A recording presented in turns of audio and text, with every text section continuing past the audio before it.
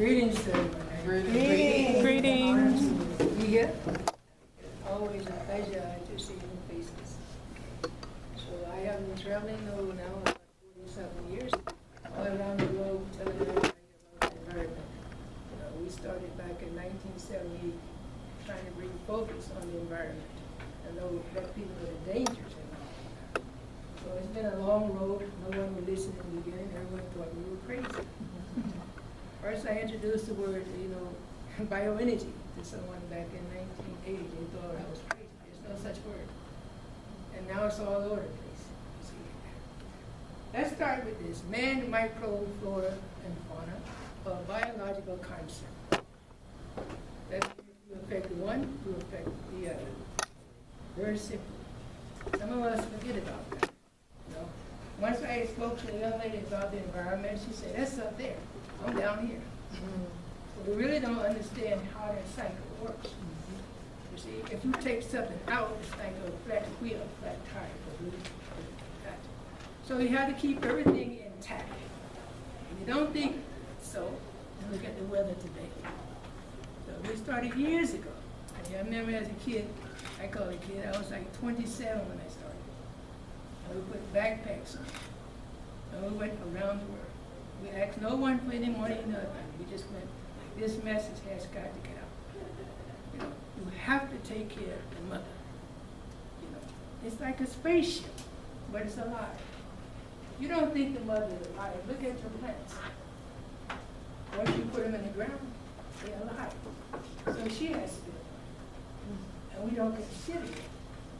We just take things for granted so much. So much. I remember my first trip to Texas. I went to Texas, I saw all these coral reefs. It was like they were siphoning blood out of the plant. It was so awesome just to see how we mistreat the mother.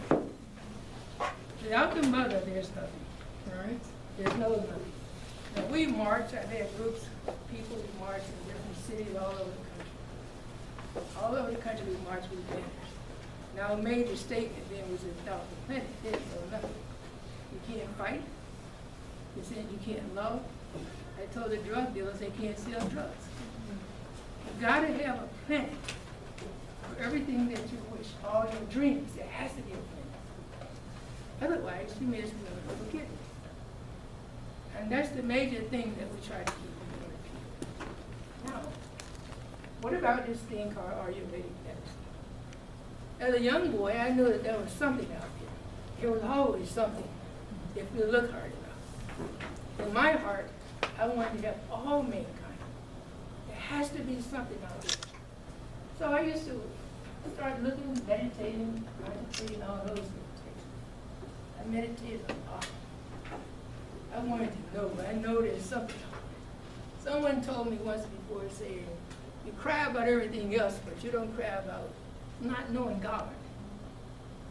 Can you cry for Him? Can you cry to know Him? We don't do that. We cry about not having a car, not having a good man, not having a good woman, not having a house. We just cry.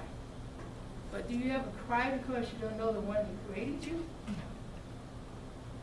When you start doing that, then you start getting answers. You get answers. And they start coming. And they keep coming. And you can bear witness. This is what it takes. So I started crying. Men don't cry. Excuse me. I'm boo-hooing. See, I want to know. So when we started boo-hooing, all these answers started coming.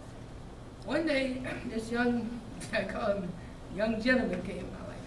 I call him a scholar. He came in my life. And he told me something. He started teaching me about what is called, most people know as the Vedas. Ancient most knowledge known to mankind. And everybody's looking for the secret of the Vedas. See, the thing with the Vedas, only 1/3 of it is in text. The other you got to distill and listen. You got to pay them dues. You see? Not all of it is in text. So we had to pay a lot of dues. I've been fortunate enough to have some wonderful, wonderful teachers. Been all to the Himalayas, I've been to Africa, the deep jungles, and I've been taught. I've been to the Teotihuacan, New Mexico, the pyramids, we've been taught. And as I've gone to these places, they told me, go back and tell them that you got to protect the planet. It's all about the planet. No planet, no nothing. And you got to do it with what? Love. It's got to be love. You see? I had a professor and a good friend in White Plains, New York. He did an experiment. What his experiment was, he took the lie detector test in the machine and he clipped it to a plant. And when he clipped it to a plant, we walk in the room, if you're not full of love, that plant, thing would just jump all over me. Stay away from me. So if you come in here with love, it's just out. So that means that the plants have feelings. It can feel you. So when you're talking to plants, they receive that love. So that's why you hear this saying, I'll talk to the plants, talk to the plants. They receive that love. And when they receive that love, they grow abundantly. Abundantly. And so the key always is love. Nothing more powerful than love. All right. Nothing. So that's what we're talking about. I share. And this journey that we have, this journey what we call life, it's all about love. Yes. You want to know the secret, be full of love. All right. When you're full of love, all of it opens up to you. You see? But the universe first has to trust you.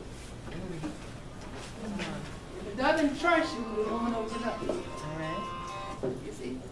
I don't care how much you think you know, there's always some more what to learn. Always more to learn. How do you go about it? Sometimes you just have to be still and know. If you be still, you can know it, you can see it, you can feel it, you can hear it, you can be it. But you gotta be full of love. There's no other way to do that. So, I used to sit, and I sit, and I sat, and I sat, and I sit, and I sat, and I sat. So one day the universe started opening up. It told me about these Vedas. And one particular one is Ayurveda. It's 4 Vedas. And then those is Ayurveda. The thing about the Vedas that I like is there's no author of the Vedas. There's no one that can claim ownership or authorship of the Vedas. Where does it come from? It comes from the seers. The guys just what, sit, and the ladies just sit and sit and sit. And they wrote what they heard. They wrote what they had. So who did it come from? Nobody. That's right. The cosmos. That's from the cosmos. The Vedas are in what you call Sanskrit language. And I love this one, because the Sanskrit language is the basis for all computers. Most people don't know that. That the vibration that it gives off a certain vibration that NASA and all the guys found they could use in computers. So that vibration is there. So along with that love thing of vibration, everybody knows the universe is full of vibration. The universe, always something moves, nothing stops. Always some type of action going on in the universe. But it creates a vibration. Along with that vibration also is light. All right. That light is always there. So now when we come to a place where the scientists today, they have figured out how to piggyback that light with sound vibration. And when they did that, they know how to pierce what you call black holes. They figured out how to pierce through that. What the Russian scientists say, the most powerful ones that know how to piggyback that are human beings. Nobody can create a vibration like you can when you're full of love. You can do it. But you gotta be full of love. How do we be full of love? One of the things that we talk about and what NASA said, let me get to these guys, because how many of you have seen this book before? It's what overview climate change impacts in the United States, and this was put out by NASA. And they give them to you freely. People don't know they give them to you freely. But they tell you what condition the planet is in. They pulled 1,300 climatologists together, and they came out and put this report together. And they're begging people what? To get them. What they have said is the planet, we have screwed up. That's what they said. It was screwed up. The water is bad, the soil is bad, the air is bad, it's bad. This is what they're saying. So I implore you, if you can, just go to climatechange.gov or something like that, and they'll pull it up. And they'll send you, well, I know, they know me now, I got so many of them. But anyway, on the back of this, it tells you where all the governments got the seals, all the departments have approved what they said. All the departments. And inside the back of it, they got the different associations, like the Lung Association, all these guys saying, this is right on. That we have screwed up. So what they're trying to do is tell you, okay, we screwed up. There's nothing we can do about that. But we can do something by having a rapid response to it. I disagree with them. I disagree with them. I know there's something we can do about it. There's something that we can do about it. It's called Agnihotra homotherapy. Agnihotra homotherapy comes from that Vedas that I was talking about. Inside of that, they give a blueprint how to get through this thing we call life. How to keep your head clear, how to grow good food, how to keep the planet intact, all those different things. One thing most people don't know, that the planet is off its axis. It's not rotating like it used to. It's rotating so fast now, you can't even keep up with thinking. Sometimes you say, I forget something. I forgot this. Young and old, they forget, because the planet is rotating so fast. So sometimes you got to take a pause and shift the gear, just take and shift gear, and you can keep up with it. It's moving that fast. So these subtle things that are transpiring, we need to understand what they are and how it's affecting us immediately and individually. If you have a polluted atmosphere and you breathe in polluted air, come on. Yes.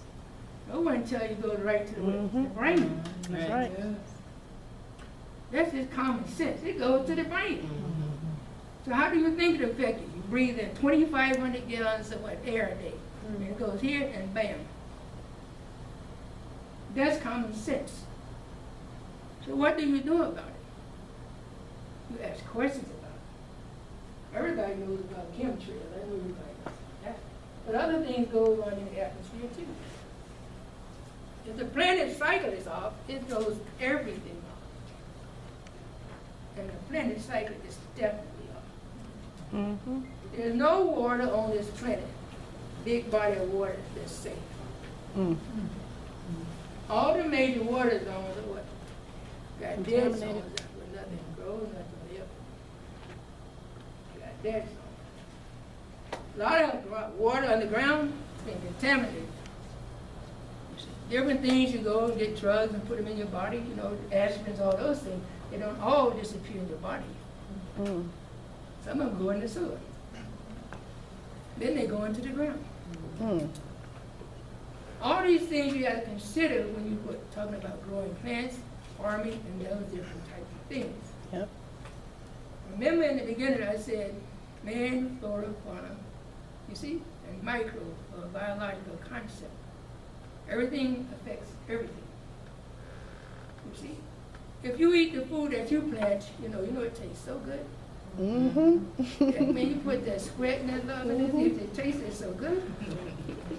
That's the way we want all food to be. In a place like Peru, down in Peru and Venezuela, they used to have problems with what they call cigatola negrata. And it was like a black spot that they couldn't get off the plants. They couldn't get it off. So they asked us to come in, so my colleagues and myself come in with this little thing called Agnihotra. You know, come in. And they had some other guys come in, the big corporate guys come in. The big corporate guys here, their guys, we had like 6 years old, 7 years old. And we brought them in. You see? And it's amazing. When we got through with the crops, the cigatola negrata was done. We saved the company, the country economy and everything just by introducing this little technique to them. See, this simple little technique of Agnihotra. Now, Agnihotra is based on the circadian rhythm of nature, of sunrise and sunset. At sunrise and sunset, the different things happen to you. Most of us don't even know that they happen to us. See, at sunrise and sunset, both of your nostrils open up automatically. So you're going to see tremendous power from the cosmos. You have nothing to do with it. That's the gift that's given to you. Now you inhale through one nostril and exhale the other nostril. That's happening now. You see? Even when one side is positive, one side is negative. So sometimes when people, I always talk with my wife, you know, stuff like that. Sometimes you arguing, you fuss, or she brings it, it's not. Let me put on the other side. So you change that energy, that positive, negative energy, then everything is okay. You see, like that, we exhale through this, she's inhaling, I said, well, we're good. But when we both exhale through that, it's not good. It ain't gonna happen. So, I mean, these things happen to you automatically without you knowing about this. If I'm gonna make this journey through life, let me know about this. There's nothing I can't do once I understand what this. The most powerful tool on the planet is this. And we know so little about it.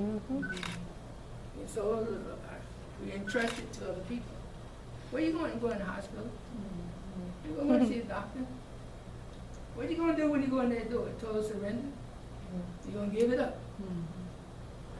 We need to understand how this works and how this is connected with the cosmos.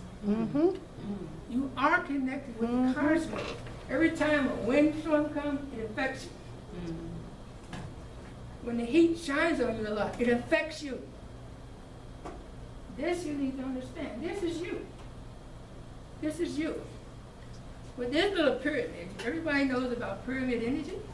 You heard about pyramid energy? No, tell us. The pyramid, pyramid energy. This is a copper pyramid. What they found out is this pyramid energy creates tremendous amount of energy, tremendous amount of power. They call it tachyon energy. Called what?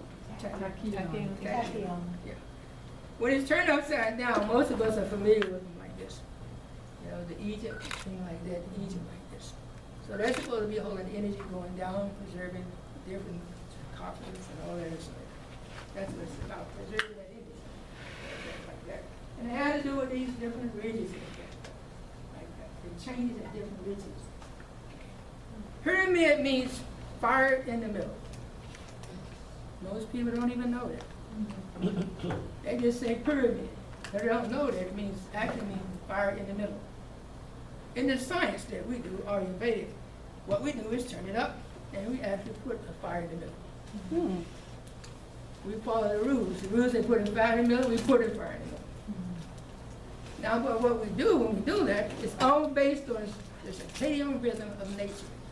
At exactly the time the sun rises and sunset, there's a certain way the sun strikes the Earth's atmosphere. It purifies everything in its way. It just wham! It just starts purifying everything. And it happens twice a day.